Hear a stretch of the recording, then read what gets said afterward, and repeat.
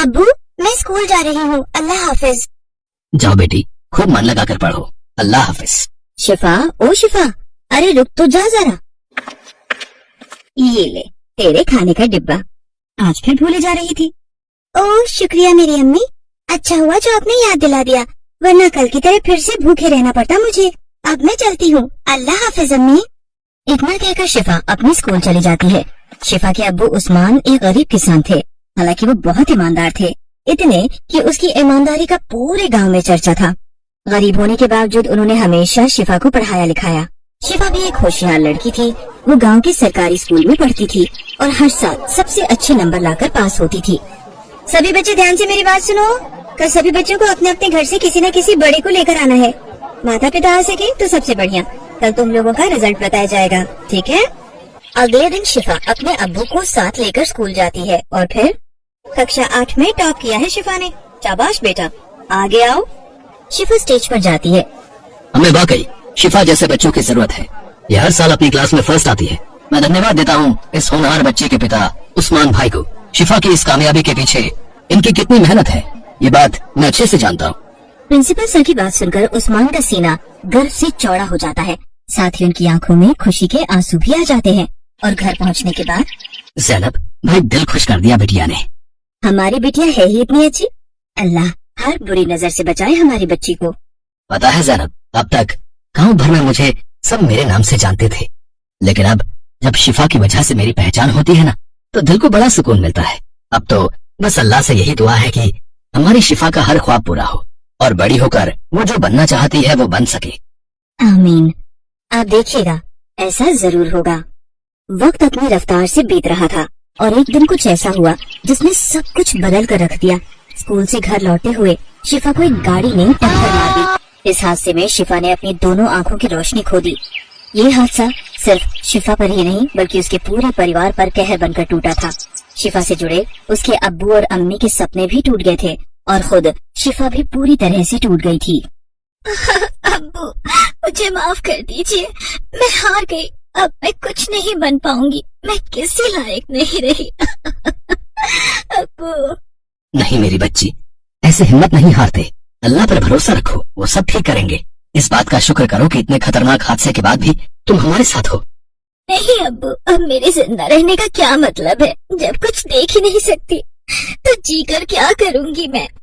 वक्त बीत रहा था और शिफा वक्त के साथ और भी ज्यादा नाउम्मीद होती जा रही थी। वो खुद पर से भरोसा पूरी तरह से खो चुकी थी। दूसरी तरफ शिफा के इलाज पर खर्च की वजह से घर की माली हालत भी पहले से बदतर हो गई थी। उस्मान ने खेती बाड़ी के साथ साथ शहर जाकर मजदूरी करना भी शुरू कर दिया और फिर एक दिन शहर से घर लौटते हुए, अरे ये किसका बैग है? अब खोल कर देखता हूँ, शायद जिसका है ये उसकी कोई पहचान मिल जाए। उस्मान उस बैग को उठाकर खोलता है तो उसे अपनी आंखों पर यकीन नहीं होता। उस बैग के अंदर सोने चांदी के ढेर सारे गहने भरे हुए थे।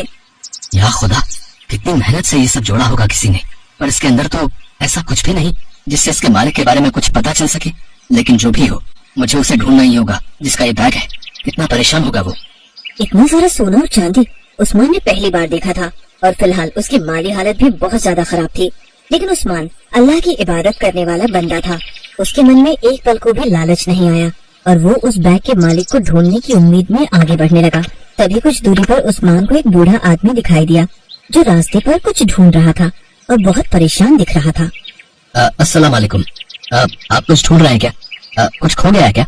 वालेकुम अस्सलाम बेटा, मेरा एक बैग था, वो कहीं गिर गया है, उसमें बहुत सारे जी कहीं ये तो आपका बैग नहीं है? अरे हाँ, अब यही तो है, शुक्र है अल्लाह का, ये मुझे वापस मिल गया। बूढ़े आदमी ने फौरन अपना बैग खोलकर देखा।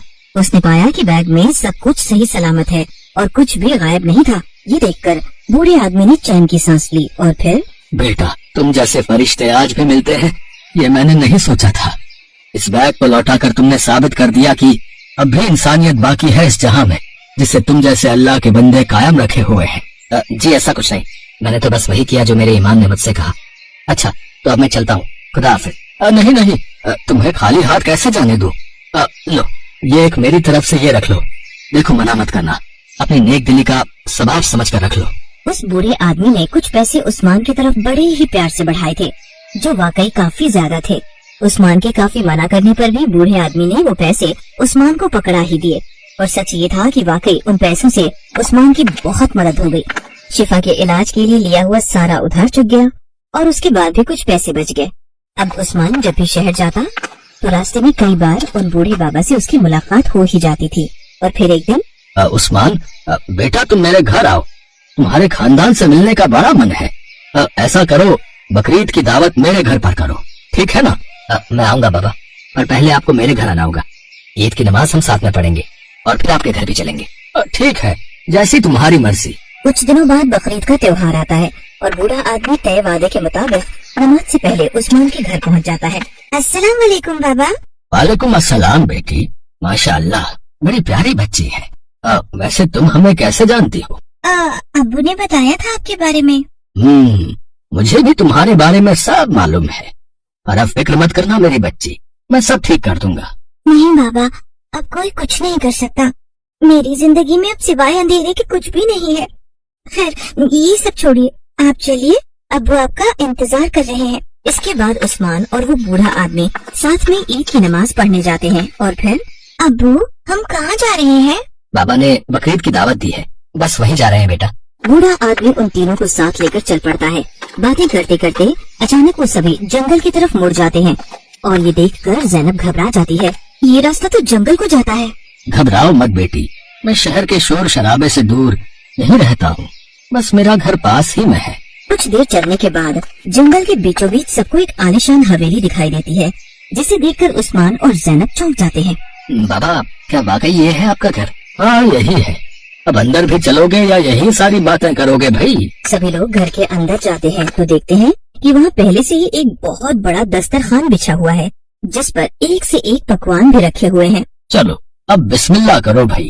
جی آپ لوگ نوش فرمائیے، میں اور شفا بعد میں۔ نہیں بیٹی، عید کی خوشی میں یہ آپ کے لیے خاص دعوت ہے، آؤ سب ساتھ بیٹھ کر کھائیں گے۔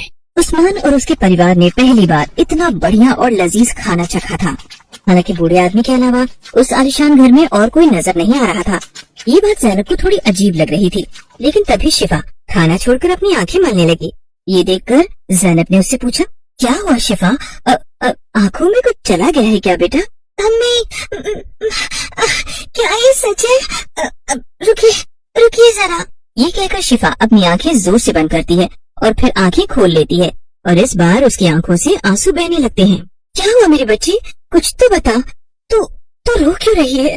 کرشمہ ہوا ہے امی، مجھے سب دکھائی دے رہا ہے، میں آپ کو، ابو کو، بابا کو، اس دسترخوان کو، اس کھانے کو، سب کو دیکھ سکتی ہوں میں۔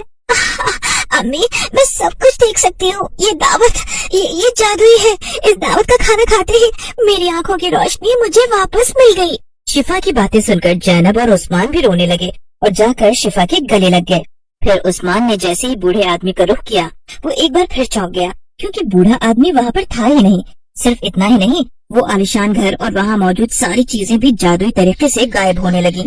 کچھ ہی پلوں کے بعد عثمان، زینب اور شفا تینوں ہی گھنے جنگل میں کھڑے تھے۔ حالانکہ جادوئی دعوت پروسنے والا وہ دسترخوان اب بھی وہیں پر تھا۔ زینب نے آگے بڑھ کر کھانے کے برتنوں کو کھولا تو پایا کہ وہ برتن اب پکوانوں کی جگہ سونے چاندی کے سکوں سے بھرے تھے۔ بابا وہ کہاں گئے اور وہ گھر؟